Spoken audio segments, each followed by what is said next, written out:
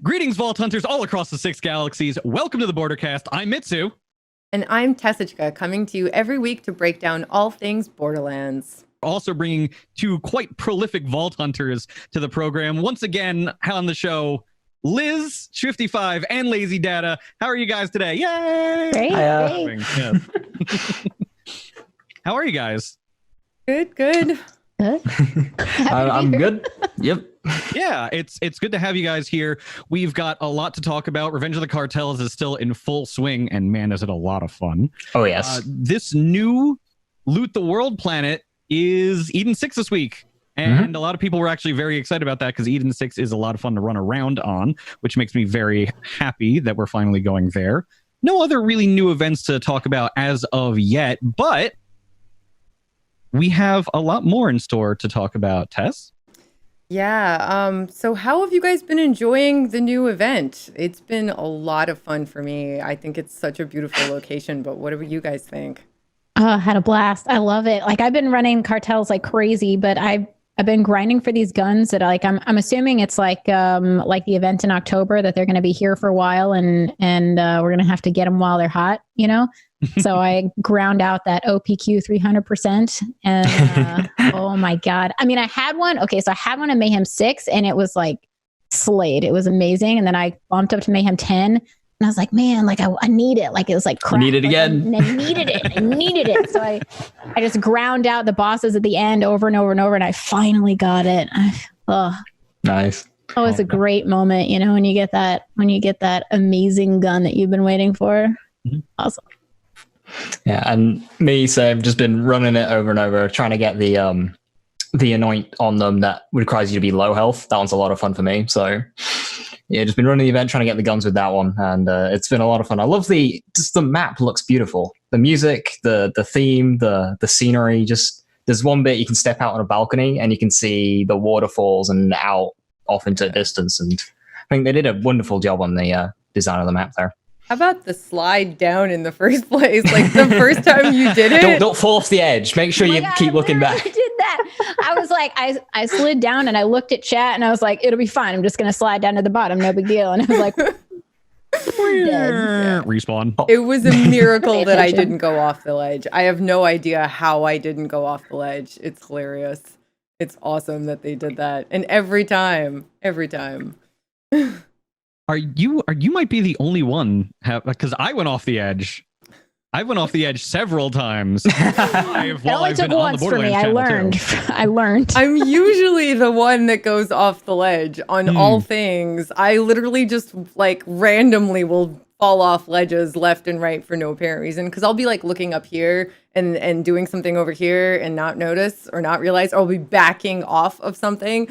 I fall off the world all the time, everywhere. It's terrible. In a game with no fall damage, I still find a way to die that way often.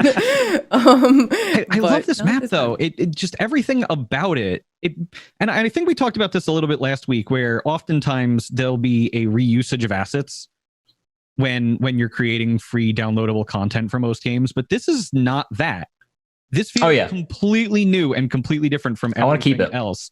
Yeah, the only thing I can think of that might even be remotely close is maybe they redid the library, like from DLC 2, but it doesn't feel like that either. No, like it's a lived-in real mansion, and it feels like an actual mansion as well. It's huge because you got like 3 floors, you got like 2 different subsections, like there's outside a the main house. There's a pool. Yeah, and different enemies every time, which I really love. Dust. Yeah.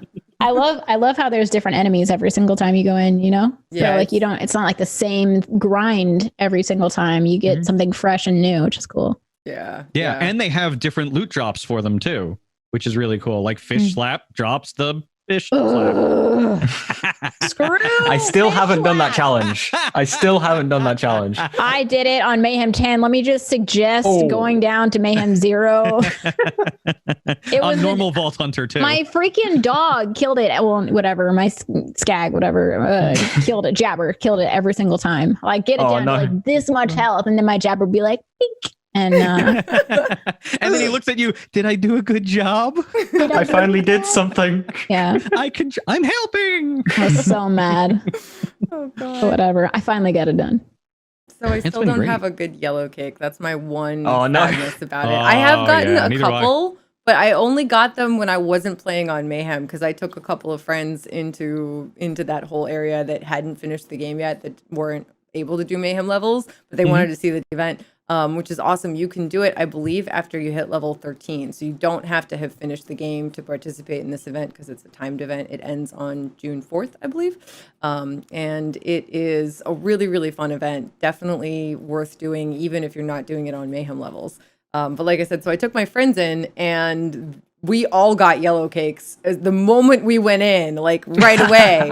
And I'm like, oh, great. Okay, I like this gun. Now I just have to get it on Mayhem like 4 or 6 or, eventually 10. If I could just get it on 4, then I could use it to get through 6 because I'm still struggling with 6 because I'm just not that OP. And so it refused to drop on 4 ever. Yo, I should send you my Mayhem 6 OPQ.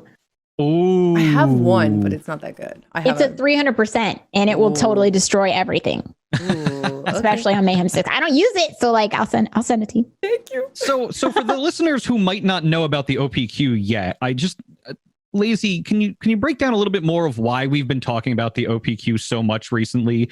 And we might even get into the yellow cake in a minute, but that word has been thrown around a lot, and I just want people to understand exactly what this gun is and why it's so damn good.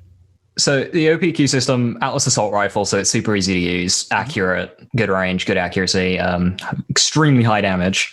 And the main downside of the original Q system, the purple, was low fire rate. OPQ system doesn't have that. It also explodes randomly, does big, powerful shock explosions, so don't fire it too close to enemies. And its special alt fire isn't boring tracking. No, it sends out a little drone that also shoots and has the same ability. Now, what's cool about this drone is normally little gun drones don't do much. This one actually does. You can one-shot bosses if you really spec for it. It's a crazy, crazy powerful little special ability. Something we should perhaps talk about on a future episode of Ultimate Wonders. It's a flack thing. Show coming very soon. Starring our own Liz 55 with the first guest, Lazy Data. There's some cross promotion for you right there. But I suppose we will talk about that in a future show as our current that we're going to talk about is lined up very soon. Anyway, for the most part, in general play, when you're not doing stupid stuff, the OPQ system is just a gun that isn't going to fail you. It's just good. Yeah. Even if it doesn't come with a good anoint, it's just good. Just a good gun. It feels strong. It feels stronger than most of the other assault rifles I've picked up over the course of the game so far. Like maybe I haven't had a chance to use the Monarch yet, but how does it stack up compared to like the Monarch, for example? So Monarch's really good against big targets because it's got a huge spread. It's definitely got its own place as the Monarch, especially for larger enemies and bosses. OPQ is something that I use for more general mobbing. Okay. That's a good niche for it to have then, because general mobbing is something I've always kind of like struggled with. Yeah. Now I feel like in this game it's different. Where bosses are kind of easy and like general mobbing is like, I'm just gonna run through. Oh wait, there's some health walls in front of me right now. I don't know. Some COV mobbing. Yeah, COV mobbing. No, thank you. I don't know. I can't beat anointed enemies. They're very difficult. Don't like me. Yeah, they just don't like me. I need to find out the Amara secrets. Tess, teach me. I'm still not 100% the expert on Amara. I think Lazy is actually the expert on Amara, but I'm trying to learn. I love her though. She's just so much fun to play. People have looked at my build and they're like, what is this crazy weird mix of builds?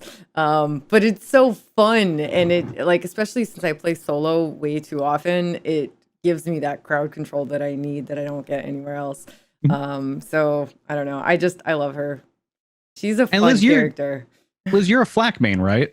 I am. How's Flak been faring these past couple patches? It's like easy mode right now. Like, I don't even have to so I had this great radiation build with a radiation lob plus 100% damage rate. So that was just shredding on Mayhem 4 before the update, before Mayhem 2.0. And then when I got to Mayhem 2.0, like I got up to Mayhem 6, got my OPQ, and I was like, I can't use anything else, must use OPQ. So since I've been doing that, I literally didn't even have to like make a build. I'm just using Pearl of Ineffable Knowledge from the second DLC, and like it's just shreds. It's amazing.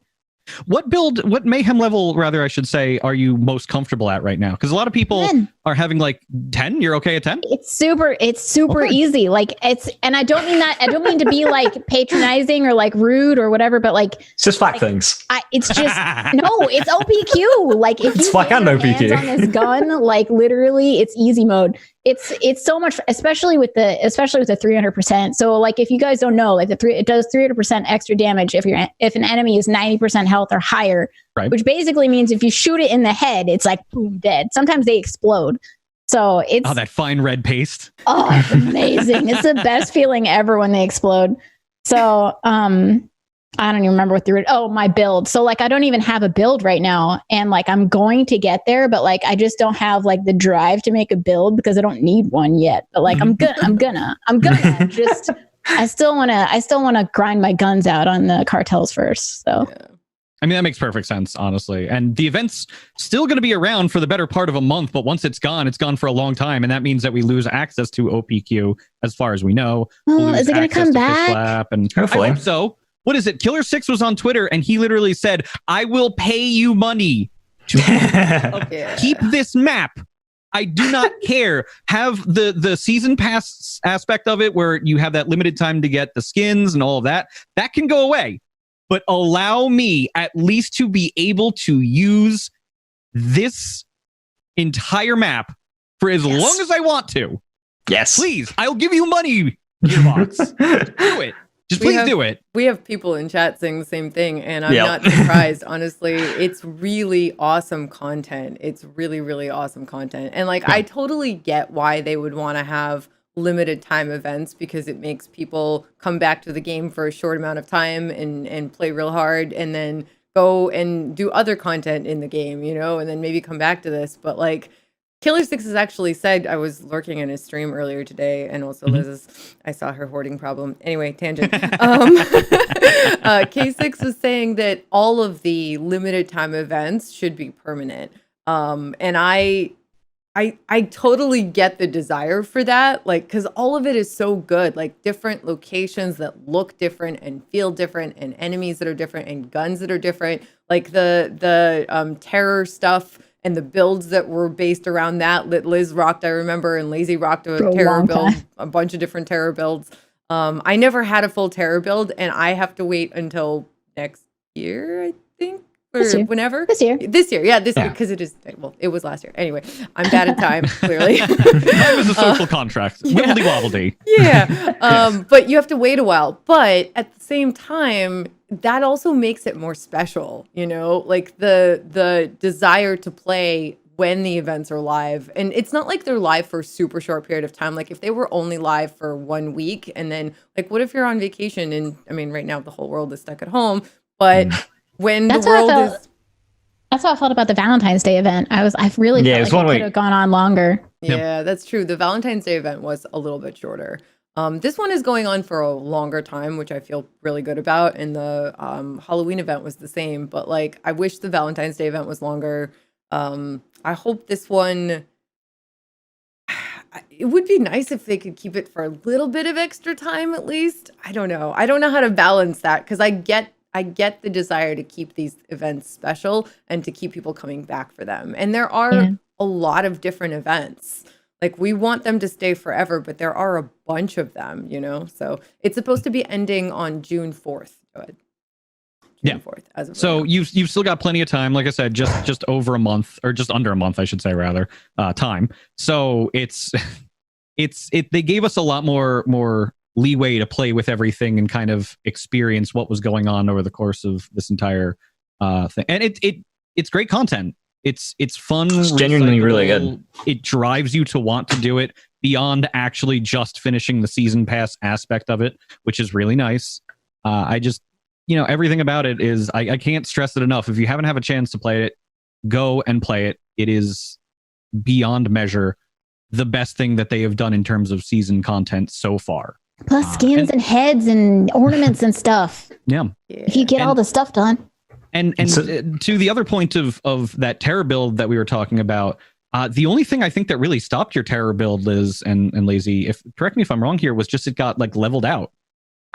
That was it. Just they increased the level cap and then they increased it again, and now those guns really don't hold up anymore. It wasn't really the gun, honestly. It was having the increased rate of fire. And the only thing, increased rate of fire really did a lot for me when I was using the bang stick. And increased damage, increased rate of fire while you have, I don't remember his action skill. As soon action skill end on action skill end. So that was really great, and it did a lot for me because I could pop my action skill pop my action skill end and then pop action skill and then just go to town and just murder. It was so good.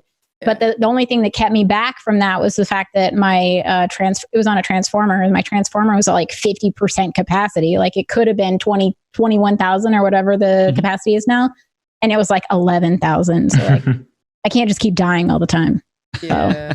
So that defeats the purpose of the build. The build was self-sustaining too, because like you didn't need a lot of the terror stuff relied on the ghosts coming at you, but there were several builds, Liz's build I remember, and a couple of Lazy's too, that were basically self-sustaining. So they like the items in your build that had the terror annoyance fueled the other items. Yeah, exactly. Yeah. So literally the only reason that they're not viable now is because they've added 7 levels to the game, and so everything has increased so much. But who knows? Maybe you could get that stuff again this year around the same time. I think they'll bring it back yearly. I want to say, and I don't know for sure, but this seems like the kind of thing that they would bring back yearly until they feel like the content production cycle of Borderlands 3 is done.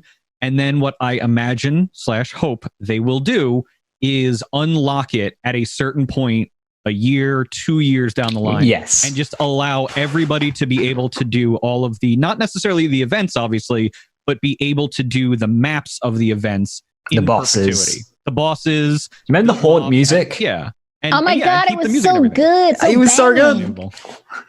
Everything. So I want to give the biggest socially distanced hug to whoever at Gearbox came up with the idea and then yes, something like that, because the music is incredible. It fits the scene. It's very clear that it's like Scarface 2.0 essentially. I love it. I love everything. I'm an 80s sucker, so of course I'm gonna love it. But yeah, quick plug, of course, for the Revenge of the Cartels shirt. If you haven't seen, it's the Revenge of the Cartels logo that I believe is still on shop.2k.com, and we'll talk a little bit more about other things on that in a little bit as well. I wanted to end this by just asking Lazy one more question. The fish slap, it scales off of melee damage. Yes. That's correct, right? The base damage is still what's on the card, but then it's melee modifiers. If you got increased melee damage on something, that'll affect the fish slap. Okay, so that applies if you have a melee modifier on your weapon, like if you have a stabby stab on your gun, or I think so, yes. And in your build, for example, if you have anything that so it scales off of that. Mm-hmm. So it's kind of like the face puncher. So does this have any potential ramifications for future melee builds? Obviously, right now melee is not in the best spot it possibly can be, but can you see this going forward, perhaps influencing future melee builds? I should say. Sorry. So at the moment, I don't see it being super game changing. There's a couple of niche spots for it. I know some people have been doing stuff with it on Moe's because it still does get a few grenade things, I think. On Moe's. I haven't really seen it much used. I haven't been interested in it myself personally. Okay. When I make a melee build, I want to punch things. But it definitely has enough base damage for it to work at the higher levels. So we'll see what else they do for melee in the future, and then maybe it can come to light some more. Yeah, I think that there's potential there, and I can't wait to see what they do with it. It's a great first step towards trying to make melee builds more viable ultimately, because they're acknowledging it. They're like, hey, this can scale off of melee damage, so throwing grenades while you're running at somebody and punching them actually has use. I just want the punch. Yes. So or maybe you get a gun that actually is a fish and you just slap them with a fish. There is a fish emote. Oh my God. Yeah, there's a lot of fish in the chat. That's awesome. Oh my God. That does not surprise me that Killer 6 has that. That's not amazing. in the slightest. For those of you listening at home, one of the stream team members, Killer 6, twitch.tv/Killer6. I believe there's a 1, so it's KI1LER6. It's KI11ER. 11ER6. Okay. Yeah, okay. Just want to make sure I got that right for him. He has an emote that is quite literally the fish grenade from the fish slap grenade. And it looks amazing. It kind of reminds me of a Swedish fish, actually, in the way it looks. A little. Yeah. I'm sorry. I really like Swedish fish. I really hate fish slap. Ugh. The person? Fish slap? Yeah, he enemy. sucks. Why? He's kind of a butt to kill. He's terrible. You can't get close to him. And to do the challenge, to do the melee kill, a melee enemy who sits there and swings his fish around at you. Like you've had your sight of him tainted. Yeah, I'm just I'm jaded about fish slap. You're just trying to say Lizzie Bratzi sleeps with the fishes. Pop culture reference. So yeah, I think everything about it's great. I think it's just a wonderful experience, and I'm glad that you two especially are having a lot of fun with it so far. Because I'm glad I'm not alone. Oh yeah, any of this. Yes. So with that, I have a very strong feeling that there is something we need to address, a certain list of hotfixes in this wonderful segment that we call, as we call it always, Hotfixes Applied. Mm-hmm. This week's hotfix it's a lot smaller than most of them, but I just want to note that the implications of it are a lot larger now that we're finally getting to a point where they're addressing the most major pressing concern. Loot the Universe, obviously, as we know, we talked about this at the top of the show. Eden 6 is now the planet where you're going to go around and get the guns that you are trying to target to farm. And we should discuss this real quick, too. If you need to apply a hotfix, what you should do is wait at the main menu until you see the sign that says hotfix is applied, hence the name of the segment. Left-hand side behind the character. Yes. Yeah. So once it says hotfix is applied, then you're good to go, because there are some people who it takes a little bit of time to make sure that the hotfix is getting taken care of. But once it's in there and you're good to go. And as always, if you're experiencing any issues or want to provide feedback about this or any other particular situation, please submit a ticket to support.2k.com. The Loot the Universe mini event is taking place on Eden 6 this week, as we mentioned before, and that will be live until May 14th at 9 a.m. Pacific time, so 12 Eastern. The event, as we know, is running at that time. They addressed a reported concern that the Mayhem modifier Galaxy Brain could sometimes cause Grave Ward's loot to drop in a location the player could not access. Lazy, I see you laughing a little bit. Yeah, what's that about? It's just Galaxy Brain Grave Ward is so funny. I haven't seen it yet, so I haven't seen that either. I really want to see that, actually. It didn't occur to me that it would affect him because he's already It affects everyone.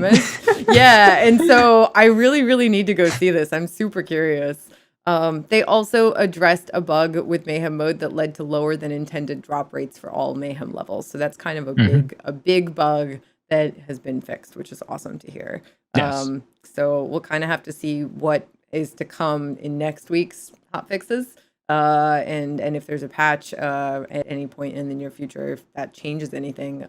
But that's probably the biggest bug, is just drop rates, and so of course they're addressing that first. Yes. The drop rates needed to be addressed.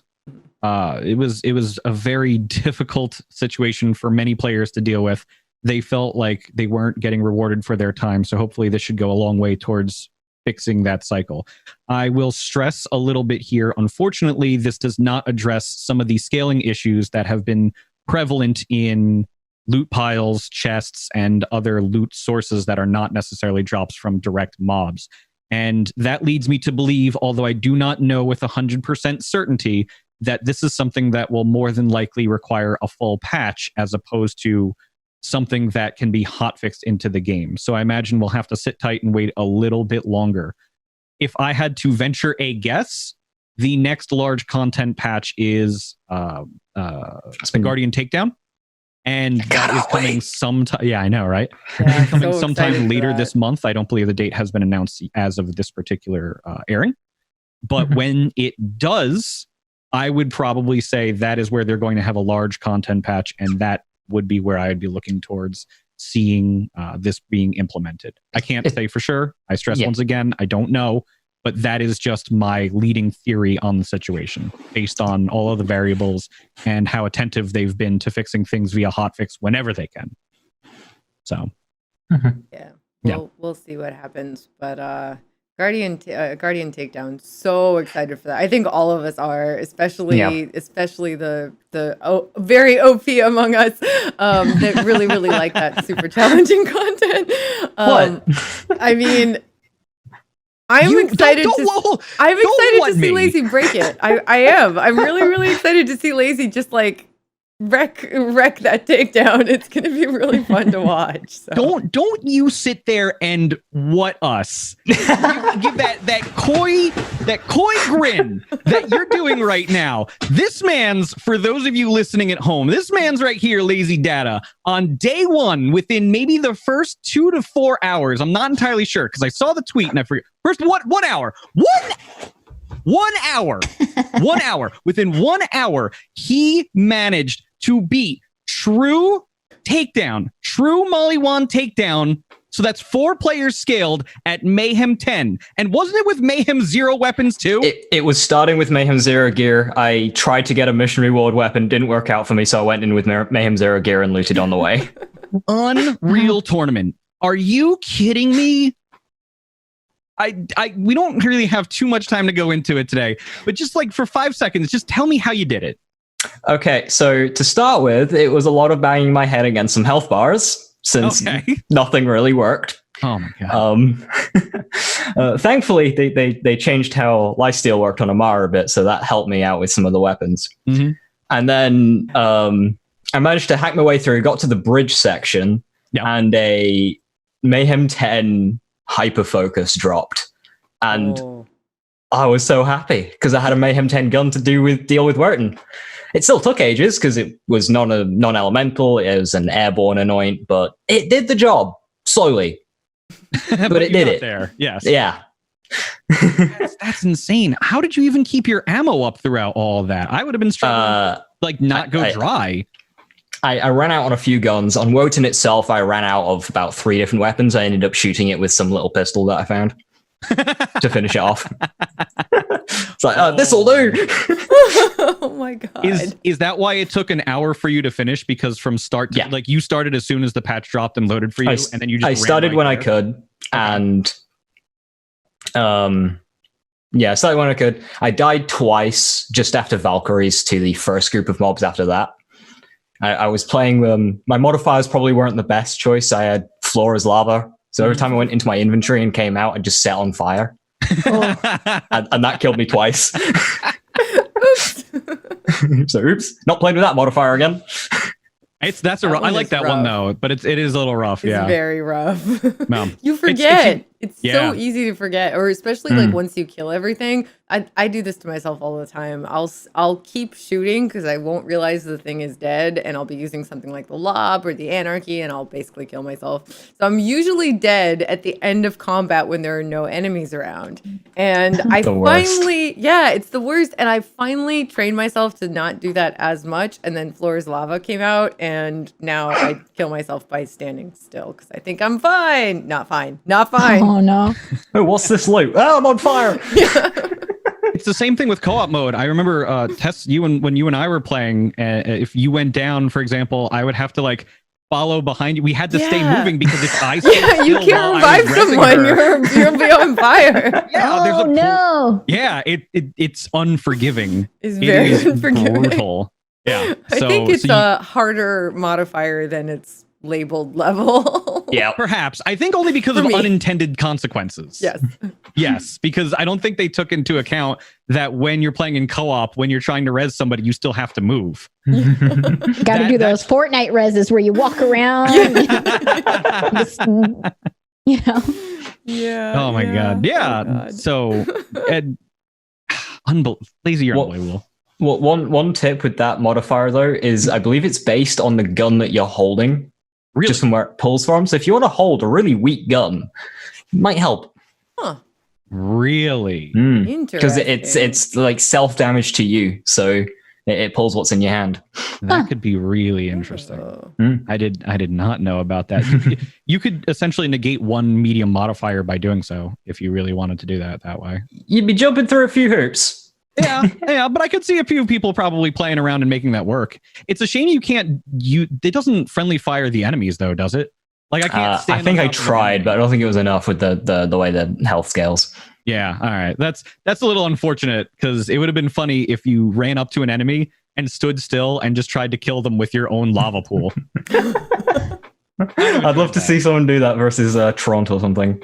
I wonder if that could help with the fish slap challenge. Maybe. Ooh. Probably wouldn't be melee. Oh yeah, that's true. You still steal your kill like you Jabba did. Yeah, yeah. Wah, wah. Team Jabber. Oh man. So a little Borderlands Science update. Borderlands Science, for those of you who don't know, there is an arcade in Sanctuary in Tannis's lab all the way at the back left. It is a purple old style arcade cabinet machine where you can play a little puzzle game where you solve puzzles and it helps you map the human gut microbiome. Yes, I managed to get through that in one take. That's amazing. I can't believe I said that. Yes, because that is what you're doing. Yeah, it is a lot of fun. And there are rewards for having done so. You can get things that buff your XP gains, buff your loot drop chances, and a few other fun little things that you can get out of it as well as the satisfaction that you're helping science. Butt stallion milk. That is the thing that you need. Butt milk. Butt milk. Yes. Trust me. Trust me when I say this. This is the thing that you need. If you're hunting for that epic Amara mod, the spiritual driver from Celestro and Atomic, for example, which we talked about in the last episode, you definitely want that butt milk on you if you're hunting for that yellow cake. Blech. You need that butt milk, man. Use butt milk to bake your yellow cake. Only in Borderlands. Oh my god. Somebody told me the other day that they were letting their 10-year-old play this game, and I was like, please don't let your kid play this game. That's a bad idea. Like just playing an entire update that's literally made about drugs. It is rated mature. Yeah, it is rated mature for a reason, kids. There is a reason we run the ESRB logo before every show. Yes. Oh, goodness. Rated mature, friends. So these numbers are wild. Yeah. Over 700,000 players have now helped at an average of 1.2 million puzzles per day. Wow. Oof. In terms of helping this AI better understand how to better map the human gut microbiome. 36 million overall puzzles solved as of this writing. Wow. That's absolutely insane. And 250,000 of those players are new, having just joined in the past 2 weeks. I love it. I love it. It's unbelievable. Thank you. Overall, and this is the most staggering statistic out of them all, players have dedicated more than 86 years of playtime to mapping the human gut microbiome. Oh wow! Years. That's huge. That's a real number. Wow. That's about as long as I played EverQuest. That's almost mind-blowing. Almost as long. That's about how long Rose waited to give the necklace back to Jack. Man, you waited forever to tell that joke. I love that. No, I just came up with that one. Really? It's good. That's a good joke. How have you guys been enjoying Borderlands Science? I know you guys have actively been playing a little bit of that puzzle work. It's good. I got to like midway through Marcus, which is I think a good amount, but like I think I had to complete 25 puzzles or something to get to the next one, and I got about to like 12, and I was like, I can't do this. But I did get a lot of points, and I did get some buffs, and amazingly, they don't go away really. But guess with how much I save quit, they like reset every time you save quit. So like I just have like perma buffs. I think that was a glitch that was fixed. Actually. Was it? Okay. Yeah, because that happened to me also. Because I think I'm close to finishing Marcus. I'm not sure, but I also played a lot just to get that sweet butt milk, man. It really makes a difference. It's so good. And actually, when I was farming for my yellow cake in Revenge of the Cartels, I did not have butt milk, so I need to go and get myself some more. Anyway, I had a lot of points and I was using them for that. And originally, I didn't need to spend as many points because it was resetting every single time I save quit. But then I think a couple days later, I came back to the game and after doing some off-stream work, and I couldn't get it to reset the same way, so I'm pretty sure they fixed it. Oh, okay, good. That's good to know. Yeah. But seriously, go and help further science. It will benefit humanity for our gut biome, for our health and fitness and things like that. There's so much good scientific research that can come from this, from people just playing a puzzle game. How cool is that in the first place? And it can help you score some butt milk, which is super, super worth. I'm beginning to think you just really enjoy saying butt milk. Butt milk. Oh. What gave you that idea? Want to shoehorn it in again? One more time. Butt milk. Get yours now in Borderlands. Oh my God. Other buffs are available. Okay, I'm going to point this out. There was a cross promotion when Borderlands 3 came out between hair dyes and Borderlands 3. You could get like Angel Silver Platinum hair or Tyrene Platinum. Yeah, I saw that. Blue, and that's cool. I think there was an Amara Purple too, and something like that, which they were really cool, and I kind of wanted to get in on that. Sad I didn't. Yo, same. But now all I can think of is the cross promotion. They're going to team up with like Tyson Farms and produce actual butt milk. Oh no! Oh my God. They color it blue or something. Amazing. Like, I mean, wouldn't it have to be rainbow? Because doesn't yes, it come it has from to be butt real. stallion? I think. Could you do rainbow butt milk? Ugh. Wait, I don't Probably know. could. God, there's no good way to say that. Rainbow butt milk, friends. That is where we're at right now. I feel like it needs to be purple. I don't know why. I'm thinking purple. It's got to be purple. Probably good. I'm down with purple. Best color by far.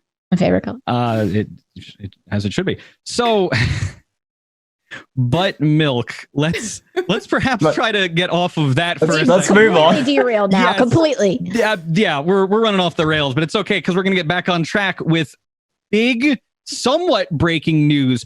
Variety broke some news about a potential acquisition for the new Borderlands movie. Now, we heard that Eli Roth is confirmed to be the director. I got to meet him very briefly, snap a cool picture. He was on stage at PAX East. Nice guy. He seemed really cool. And he seems very enthusiastic about getting involved in the fan base. And he wants to kind of like look for psychos maybe to throw in and use in the movie. Not just have like CGI ones, but have like actual people in psycho masks running around whenever needed. So if you want to be killed by the stars of this movie, you have a chance perhaps now. And one of those potential stars is rumored to be Cate Blanchett. Yeah, how cool if that ends up working out. This is very much still a rumor. We don't know for sure at all if this will happen. No. But if it was to happen, it would be incredibly, incredibly, incredibly cool. Yeah. She has had a breadth of work behind her. Most of you will probably know her from her role in Thor Ragnarok, where she played Hela. Yes. Who, Liz, I do believe you have a cosplay of Hela, correct? I do. Oh boy. When are we going to see that? I don't know. I haven't done it yet. Hurry up. Lazy, you also have a cosplay of Hela, correct? Yes. Totally. That I really, really want to see. I want to see them both together. At GCX 2021, we'll do the Hela twins. Yes. Maybe we could get Datto in on it too. Oh, please. He so would too. Yes. He'd be down. He would do it. He would in a heartbeat. So yes, the big rumor right now is that Cate Blanchett will in fact play Lilith if everything goes according to how they have lined out this alleged story. We already know that Eli Roth is going to be directing, along with Avi and Ari Arad producing through Arad Productions, along with Eric Feig, who is producing along his production company Picture Start banner. Craig Mazin, I want to say, who wrote an Emmy for Chernobyl, is writing the most recent screenplay draft. So that's incredible. So this is not a small project. This is not Super Mario Brothers anymore. This is like big deal, Oscar-winning actress, like accomplished and acclaimed director, producers, an Emmy Award-winning screenwriter. This is not your daddy's video game movie anymore. This is a big effing deal. Yeah, it's really exciting. It's This is especially Warcraft, if it really happens that she'll be Lilith. No, this is not Warcraft. be an incredible Lilith. I think she'd absolutely kick butt at it. Of Yeah. course. I do too. So I hope that it works out and it happens. I hope that it becomes more than a rumor because that would be amazing. Amazing. Yeah. I can't wait to see this, cross fingers, hopefully confirmed in the near future. I hate rumor mills, but we all watch TMZ and we all read, the dirt sheets every now and again to get celebrity gossip. So hopefully this is one of those that winds up coming through in the end because she would be an amazing addition to this cast. A great leading role because the story of Borderlands really is all about Lilith in a sense. Yeah. Anyway, up until just about the end of 3 when she kind of hands the reins off to Ava. We're not going to talk about that today. But she's the most prominent character in nearly every game. So yeah. So I think that she would be a great leading woman to take this story to the next level and bring it into Borderlands 2 if they decide to go that far, and all the way into Borderlands 3 should the movie do well enough that we get a trilogy, which would be super. Oh my God! If we could have multiple, I'm diving in. Please sign me up. I want to be in it. Yeah, let's go. You should be 100%, 112%. I'll be Moxie. Yes, please. That would be amazing. You would totally rock Moxie. Liz acts, by the way, in case anybody's wondering. So that would be amazing and awesome to see. So just a list of accomplishments real quick. Cate Blanchett, she has starred in, right now, I believe she's in Mrs. America as Phyllis Schlafly, which is wild. And apparently that's a very critically acclaimed and highly rated show right now. She was on The Simpsons as Elaine, apparently. Let's see. Where'd You Go, Bernadette was a really big deal where she starred as Bernadette in that. She was in How to Train Your Dragon, The Hidden World, Mowgli, The Legend of the Jungle, The House with a Clock in Its Walls, of course, Ocean's 8, which you might remember she was Lou, Thor Ragnarok, that's kind of our big one right now. That movie was absolutely incredible, but I don't think she's going to come back anytime soon. But you never know. You never know. She is the goddess of death. It's kind of how that works. She was also in How to Train a Dragon 2 as Valka. And the list goes on and on and on. She was in The Hobbit, of course. I'm sure you all know her from a little-known series of movies going even further back called The Lord of the Rings trilogy. Yeah. Kind of a big deal. I don't know. For those of you nerds out there, for those of you like Galadriel. I never pronounced it right. Thank you. Galadriel. I'm very bad at speaking Elvish. My apologies. There's a reason I leave most of that to my wife. She's good at the foreign languages. I am not. Thank you. So yeah, I forgot about that. She was even in Eyes Wide Shut as a voiced but uncredited. Nice. Yeah. So she's got a whole accomplished body of work behind her, and I cannot think of anybody that is more deserving or more appropriate to play the role of Lilith than her. And so again, we don't know. It is a big rumor that Variety broke the other day. I am exceedingly hopeful that it winds up being true. I'm sure everybody here on the panel is as well.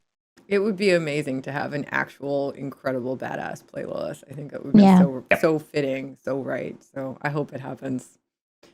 So let's act under the assumption that, Kate winds up being Lilith. Okay, so we have our Lilith in this fictional casting world.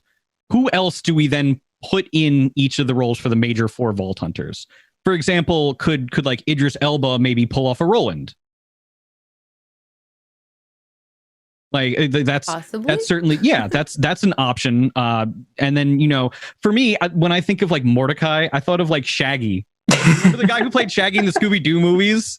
I never remember his name, but he would be wonderful. Wasn't he from the Scream movies? Yeah. Same guy.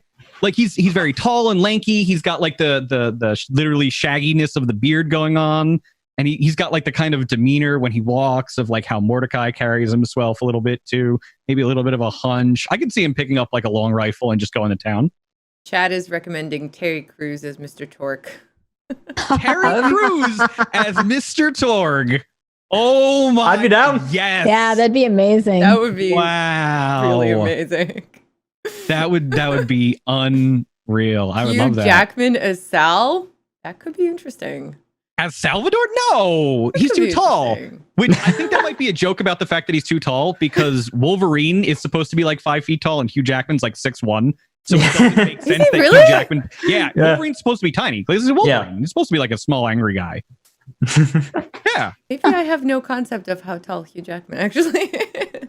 Well, everybody in that movie is like tall and amazing too. Like Famke Janssen, I think, is like up there, and I think who played Scott Summers? That's gonna kill me now. But everybody just like you don't realize it because everybody's tall and beautiful, and then you actually look at what Wolverine looks like, and Wolverine's supposed to be like this gruff 5 foot tall, like angry guy with claws. He just kind of goes at your kneecaps all the time. Oh, yeah. Danny DeVito is Sal. No, Danny DeVito needs to play Typhon DeLeon. Yeah, Danny goes to Typhon for sure. Absolutely. He is my role being handed off to Danny DeVito. He can nail that role. That no would be problem so at all. perfect.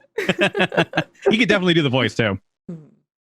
Dwayne Johnson as Brick. I've heard that bandied around a lot. The other option I've seen very recently was Dave Bautista as Brick. Would be a really cool idea. That'd be cool. Very much so. And then some people were tossing around Handsome Jack ideas.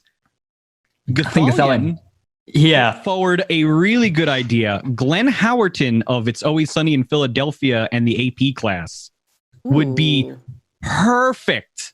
He'd be a good Jack. He is smarmy. Like, he knows how to pull off this evil grin.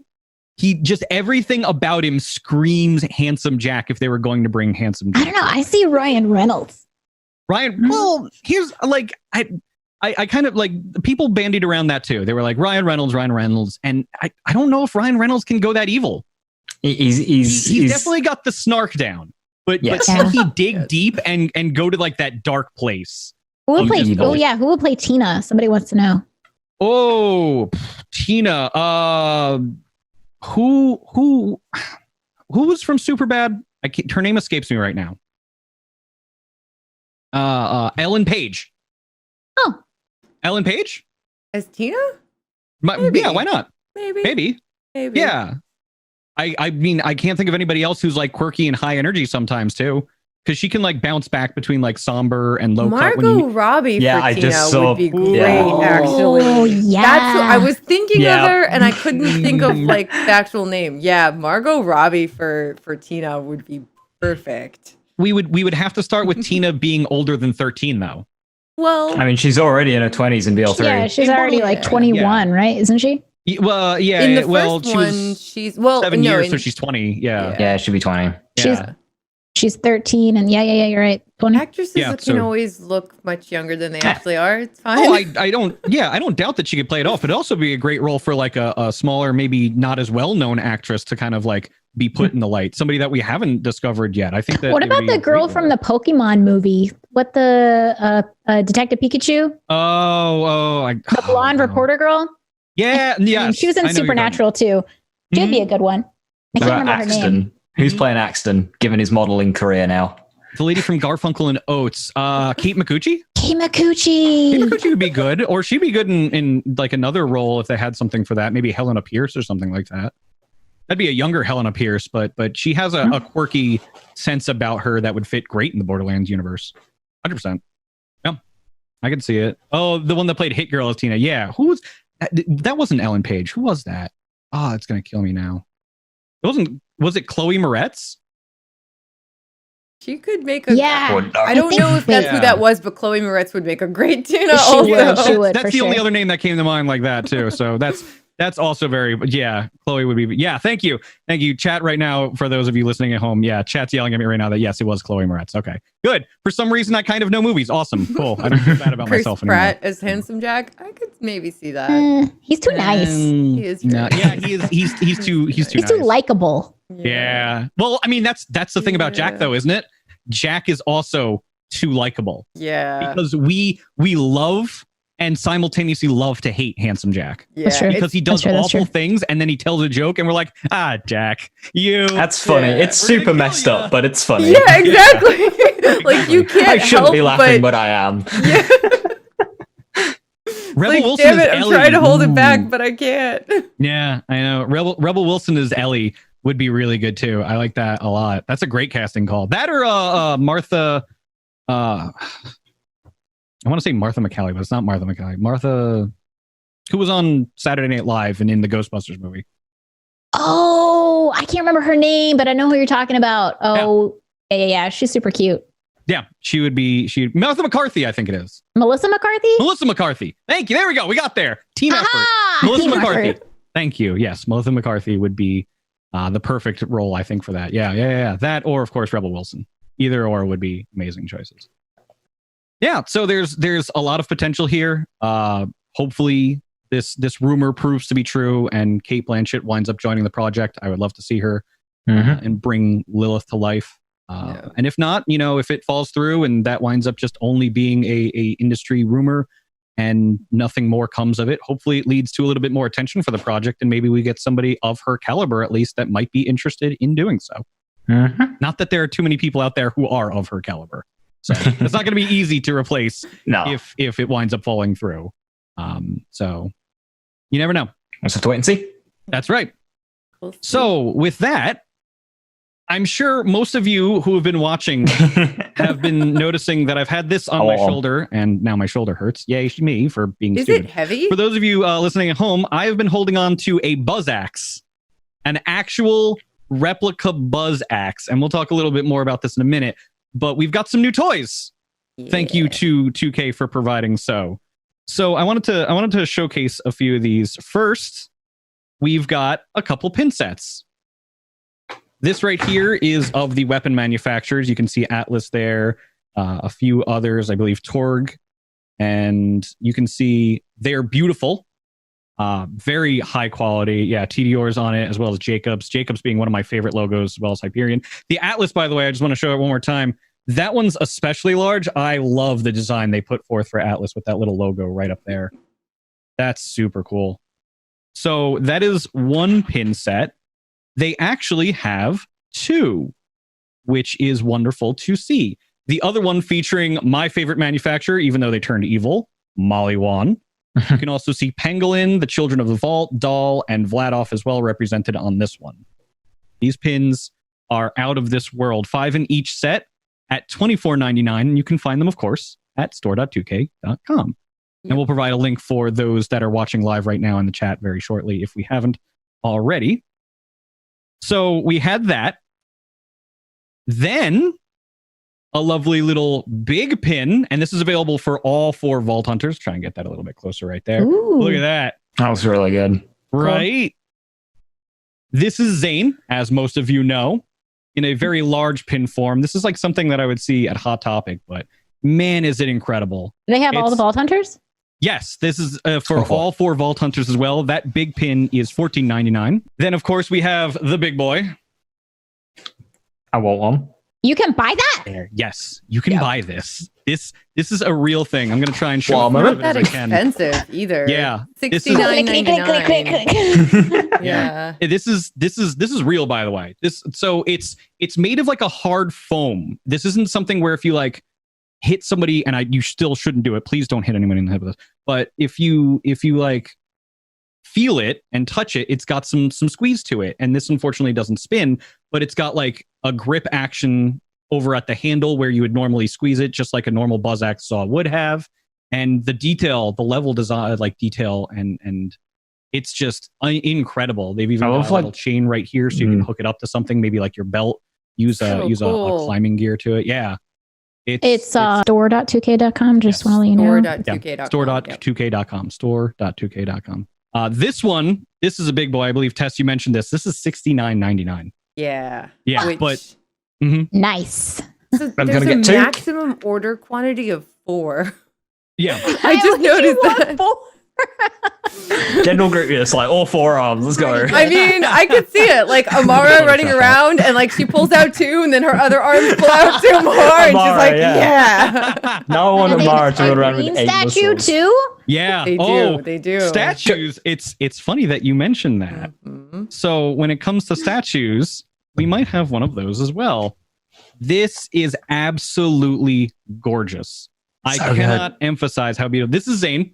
I'll hold it a little bit closer to my camera here so you can kind of get a little better view for it right there. The level of detail in this is incredible. It's got some explosions right by his feet, I guess of maybe grenades going off that he didn't throw because he doesn't do that. You can see he's got, I want to say that's a Dahl pistol in his hand right there. Maybe lazy. You can maybe identify just from the view. Looks like it. Yeah, looks like a Dahl pistol, right? It's absolutely incredible. The level of artistic detail and the fine painting of it. This is everything that you could ever possibly want. And if you look right there, there's a vault symbol right at the bottom as well. So they went all the way to the nines on making this statue. And I cannot emphasize enough how amazing this is. If you are a super fan of Borderlands, you want this merch. I'm so glad that I have it. It's something I've been looking at for a while, and I'm incredibly appreciative to the folks at 2K for providing this to us today to be able to showcase on the show. Store.2k.com for all of your Borderlands essentials. Store.2k.com. Make sure you go and check out everything. The statue, by the way, $119.99, and they have it for all of the Vault Hunters as well as Liz. Who was the other one? What? Tyrene. The Tyrene one? That one's $2.99, but still looks really good. They have a Tina one. That's a tiny one. Well, of course, flak. It's Tiny Tina. Yeah. Here's the flak. Oh my god, these are so cool. They are out of this world. Everything about it is incredible. Really and the Tina one's only $59.99. So just saying. Yeah. I mean, if you're a fan of Tina, and I believe there were a lot of those over the course of the show, maybe make that happen. So I believe in show prep today, we were actually talking about a little other Borderlands kind of merchandise and merch. Liz, who do you have with you today? What? Oh, me? Haha. My butt stallion. So cute. Look at his head turns. You can have it straight on or side. I don't know. They're really cute. I just want it to poop. If it just that'd be great. There's no poop. Butt milk, butt milk, yeah. No, it'd have to poop out a Diamond Weisenheimer. Oh my god. That's a deep cut reference for the old guard. Y'all are welcome. Yeah, Lazy's like face palming right now because the trials and tribulations of trying to get that way back. Never again. Never again? No, not even if we ever brought back the hunt, you wouldn't go for it. Well, if it was put in the hunt, then yeah, but it's not. That's thankfully, the only time, then. Yeah, for charity. For charity. Diamond Weisenheimer. Oh man, what is you have a butt stallion in the background too, don't you, Lazy? I do. It's a bit bigger. It's a actual statue made of metal and stuff. It's How did you manage to obtain that? Those are very rare. I got that one as a reward during said hunt a few years ago. Oh. Yeah, that was 2 years ago. Which hunt was 2017. I want to say that's it was my first. 2017, so 3 years ago now. Yeah. Oh God, time wibbly wobbly. It's been there. Yeah. But that's really cool. That was like that. So Liz is more of a pop figure, so it's got like the big eyes and the big head, and it's kind of like this cutesy thing. Lazy's it's an actual like horse kind of butt stallion made of crystal that patrols the land and poops rainbows and vomits rainbows and poops guns. Yep. So yeah, well that statue doesn't actually, but you know, that'd be pretty cool. Don't think you can get it anymore though. It was a very limited thing. Yeah. Around when the pre-sequel came out, so. But I will cross my fingers and hold out hope because I always wanted one of those too, but they were in such incredibly limited quantities that I could never get one. They're absolutely out of this world. Yeah. So again, thank you to our partners at store.2k.com for providing us with all that cool swag this week on the show. I appreciate it immensely. And I mean, I wish that I had a place to store this right now. And I'm holding up the statue again because it's worth showcasing. This is like a centerpiece to your home. Like you put this on an end table or something like that, or a coffee table, and people will come over and be like, "Oh my god, where did you get that statue?" And you got it on your desk for now. It'll remind you of how incredibly OP you are in the game and in life. Yeah, and in life, yes. So, I think with that, we're about out of time. Yes. Yep. Just I'm a bit. checking my watch now, and yes, we are in fact about out of time. So I wanted to thank Liz. I thank you, and Lazy. I wanted to thank you for coming on the show today on slightly short notice, but we managed to make it work. And I mean, where can they find you, Liz? I'm 55 everywhere. I don't know if my name's down there, but like that's how you spell it. Yes, it's hard. For those listening, SCHVIFTY FIVE. Yeah. 55. It's also that reference. It's also in the description. By the way, you guys, you can now listen to this podcast on iTunes, Google Music, Spotify, SoundCloud, and Stitcher. And I think we're coming to one or two more platforms soon. We'll let you guys know when we do. But iTunes, Google Music, Spotify, Stitcher, and SoundCloud You can find us there, and you can find Liz's name there too, because Ultimate Vault Hunter will be there as well. Yay! And Lazy, where can they find you? Oh, twitch.tv/LazyData again, and YouTube as well. Cover both. That's LAZYDATA. Just look one for word. him on Twitter, on Twitch. You'll find him there. He's awesome. He's the one that like wrecks all the content within about 30 seconds. So He breaks it. Yeah. Confirmed. Give me more. Well, they certainly will, because Guardian Takedown is sometime this month. Please. Yeah, we are excited. very much looking forward to it. And so with that, Tess, anything else? Nope. You guys, thank you so much for watching, for listening. We super appreciate you all joining us. We are moving to a new date and same time, but new date, new day of the week, Tuesdays. So we're going to have, instead of you guys having to wait a week for our next episode, it'll be next Tuesday at 4 p.m. Eastern. So we might have a couple of special guests on that episode. It'll be really cool. We're excited. It'll be our new permanent day, Tuesdays, 4 p.m. Eastern. The podcast audio version will show up sometime later that evening, usually, or at the worst the next morning. And we also are up on the Borderlands YouTube, and we'll be there within a few days of it going live here on Twitch. So thank you guys again so much for joining us. On behalf of myself and Mitsu and the entire stream team, we super appreciate you guys hanging out with us here for the Bordercast, for Ultimate Vault Hunter soon, for any of the streams, whether you're coming into the twitch.tv/Borderlands stream, where Mitsu and I hang out a lot, or any of the individual streamers, Liz, Sh55, Lazy Data, all of the amazing teammates that we have, Killer 6 and Damn It to Hell and Jolts Dude and everybody. There's a ton of awesome creators just in the entire Borderlands category on Twitch. We're one big community of people that just love this game. So make sure you check out all the streamers and go hang out with them when you can. Indeed. So with all that, go forth and make some mayhem.